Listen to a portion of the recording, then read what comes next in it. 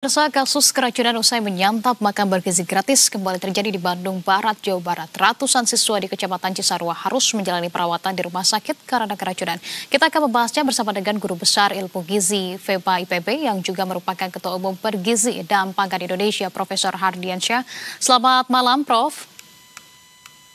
Selamat malam, Kak. Gimana kabar? Baik, kabar baik, Prof. Terima kasih sebelumnya sudah meluangkan waktu untuk berbincang bersama kami di Berita Satu Utama, Prof. Ya, mohon maaf nggak bisa langsung berada di studio ya. Baik, nanti lain kali ya, Prof ya. Ini, Prof, karena kita terus begitu ya melihat kabar ternyata kasus keracunan usai menyantap MBG masih terjadi, korbannya menyentuh ratusan, hampir 440-an lebih. Prof, dari pengamatan Anda, mengapa kasus keracunan ini terus berulang seolah tidak ada evaluasinya ini, Prof?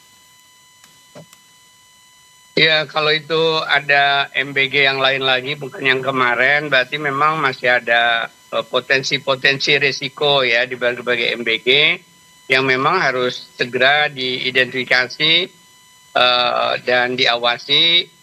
Dapur-dapur yang selama ini memang belum terjadi keracunan, ya harusnya juga tetap diwaspadai, tidak berarti aman, karena peluang adanya bakteri patogen ya selalu ada gitu ya. Karena itu tetap harus diupayakan pencegahannya. Tapi Prof, dari beberapa SPPG ini kabarnya juga mengeluhkan sulit mendapatkan ahli gizi, Prof, untuk memantau menu makanan MBG yang disajikan. Apakah hal itu yang kemudian menjadi salah satu kendala yang muncul di kasus-kasus keracunan MBG ini, Prof? Pertama itu kita tanya yayasannya aja. Yayasannya ada nggak memasang iklan? Yayasannya ada nggak menyampaikan ke kampus-kampus yang menghasilkan sarjana gizi atau tenaga gizi ya? Kalau yang melalui MPG dan dari daerah-daerah kan udah dilatih tuh berkali-kali ya. Yang saya terakhir tahunya di Bandung itu ada berapa ribu, di Jakarta ada berapa ribu, dan itu saya kira sudah ditugaskan ya. Tapi ini kan yang ada MBG-MBG yang di luar barangkali jumlah tenaga itu, yang mereka harus merekrut dan harus dilatih oleh seizin BGN, kan begitu. Artinya memang sebetulnya kalau dikaitkan dengan kekurangan ahli gizi ini sangat tidak relevan begitu ya, Prof ya? Indonesia sebenarnya tidak kekurangan ahli gizi, Ya, Prof? sebenarnya ada. Masalahnya kan masalah ketidaktahuan bisa jadi ya. Ada informasi berapa.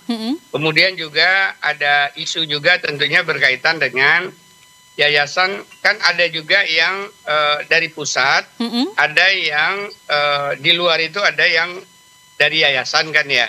Nah, ini kan juga berkaitan dengan hak dan kewajiban ya, kontrak dan sebagainya, yang saya dengar ya dari beberapa lulusan saya dari IPB Bogor, ada informasi demikian. Iya. Nah, Prof, sebenarnya keracunan makanan ini faktornya dari mana saja, Prof? Karena kan bisa saja memang dari menu MBG ini sudah memenuhi secara gizi yang dianjurkan, tapi justru mungkin dari penyajiannya, dari kualitasnya, dari distribusinya yang kemudian luput dari pengawasannya. Menurut Anda seperti apa, Prof? Ya, gizi aja tidak cukup. Pertama memang harus aman dulu. Aman artinya dapat tercegah dari berbagai kemungkinan gejala gangguan kesehatan, bisa pusing, mual, muntah, bahkan sampai dibawa ke rumah sakit ya. Itu harus tercegah. Jadi gejala-gejala itu kan bisa dicermati.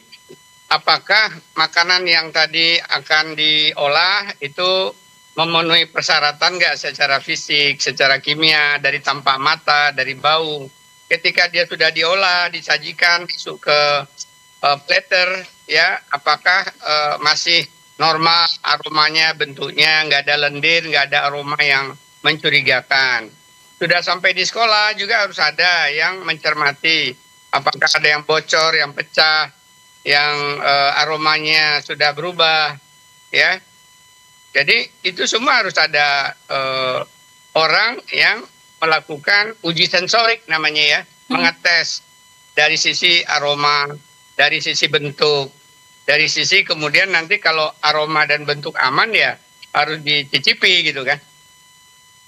Nah, kalau itu absen, sebenarnya itu kan salah satu barir ya, titik kritis yang harus diperiksa, dilakukan sensorik sehingga korban calon korban tidak mengkonsumsi. Kalau udah ketahuan ada aroma yang nggak normal, bentuk yang tidak normal, ada yang bocor, ya, atau ada yang berlendir misalnya.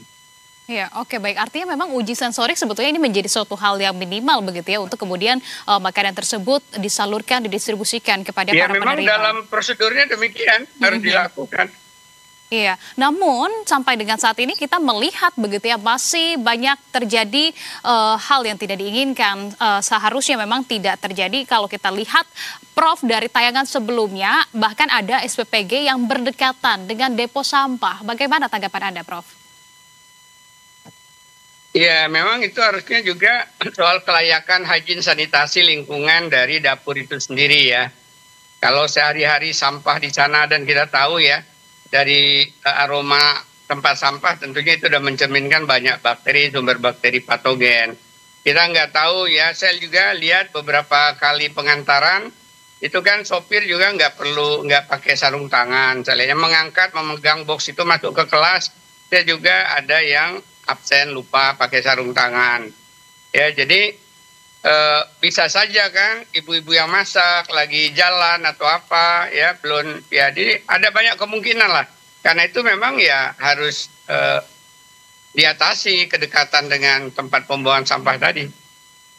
Oke, baik. Nah, Prof, terakhir menurut Anda apakah kemudian pelaksanaan program makan bergizi gratis selama ini sudah memiliki sistem pengawasan keamanan pangan yang memadai kah? Dan kalau kita berbicara jangka panjang ya Prof ya, apa pelajaran yang penting yang harus kita perbaiki begitu ya dari permasalahan ini, terutama adalah yang berkali-kalinya terjadi di Bandung Barat ini, Prof?